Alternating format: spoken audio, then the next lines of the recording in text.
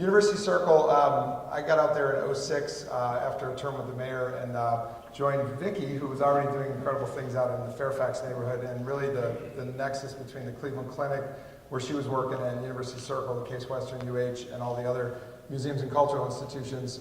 What we've been trying to do is just leverage what this whole community has been putting together. We knew that the Healthline was going to open up in '08. Again, probably half this room worked some way, somehow on the Healthline to get it done, but it was getting done, and $200 million in federal investment was going to happen. The question is what we're going to do with that leverage, and were we going to actually take that lever and leverage it to something? We created for our 20 blocks in University Circle, a strategy to what we call Bring Back Euclid Avenue. And that was the idea that what happened between the curves was really important, that we began to sort of restore what we lost. We lost that streetcar corridor that we had in the 50s and earlier, all the way back to the late 1800s.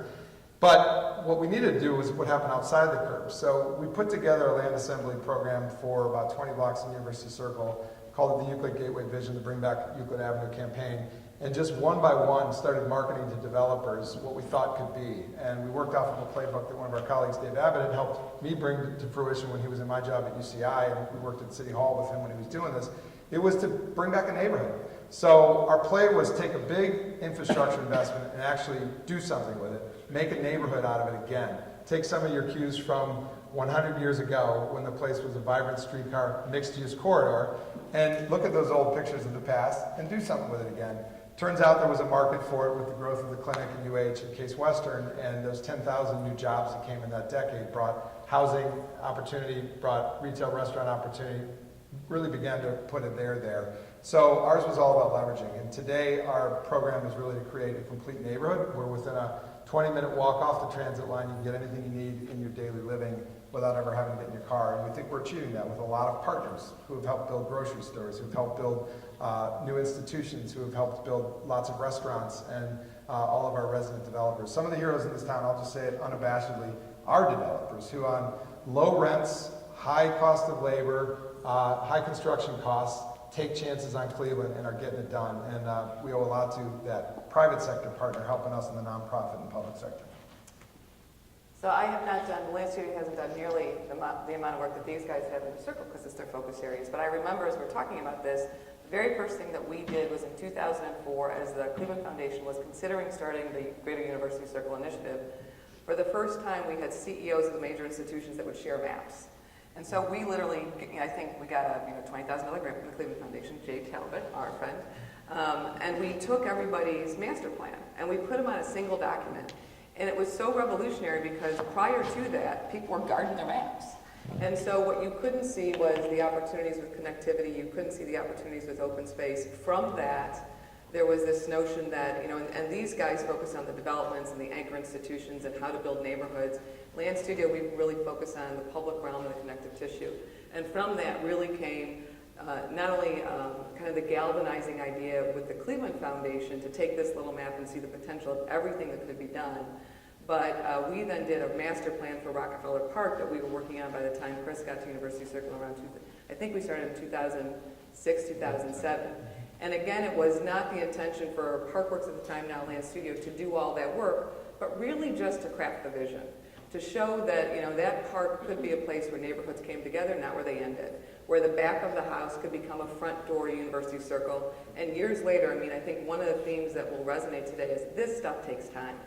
And so what you need to do is, you need to, oftentimes with philanthropic resources, use that initial investment to create a vision, convene the partners.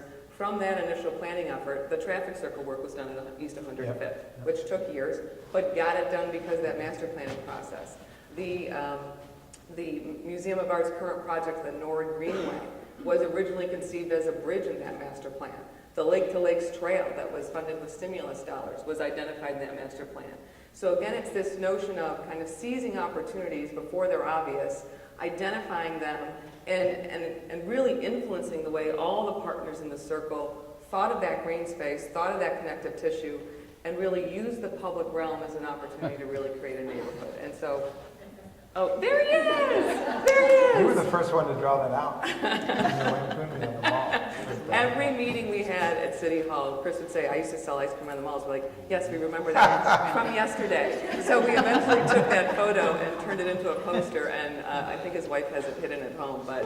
Hanging on the wall. So, Vic, you talk a little bit about as the Greater University Circle Initiative and all the work, and how Fairfax started to really, on its own as a neighborhood, define a sense of place, but then really grow into the next layer of opportunity.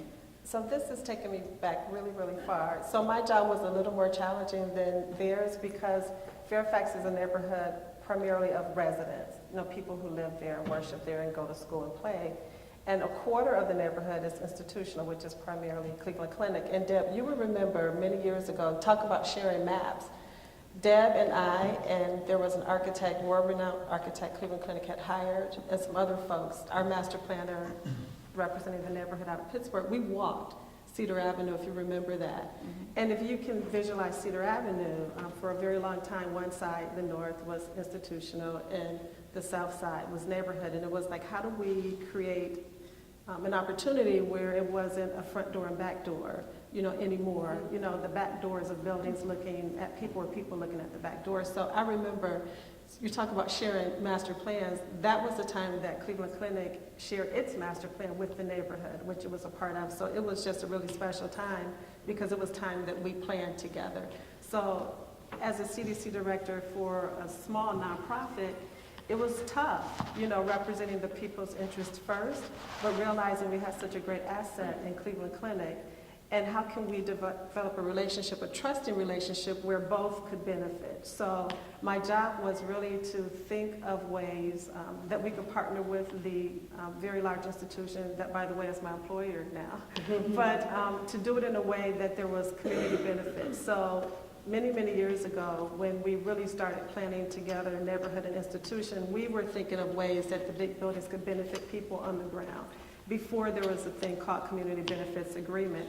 So I think about projects that have been shown up here, like the Global Cardiovascular Innovation Center, which is an innovations building at East 100th and Cedar, where most people, you drive by, you would have no idea the role that the neighborhood played with Cleveland Clinic in getting that project done and getting millions of dollars awarded from the Third Frontier program under Governor Taft many years ago. But in that situation, you have the ground that's owned by the community, and the institution and the community owning the real estate together. And then in the building are small companies from all over the world around cardiovascular disease and stroke, which ultimately led to IBM, if you really follow it all the way through, and that's going to come out later, but IBM will come to Opportunity Court at East 105th and Cedar. If you back up 10 years ago, that's when that started. So back to patience and big visions and big projects and lots of patience, that's what you have to get the work done.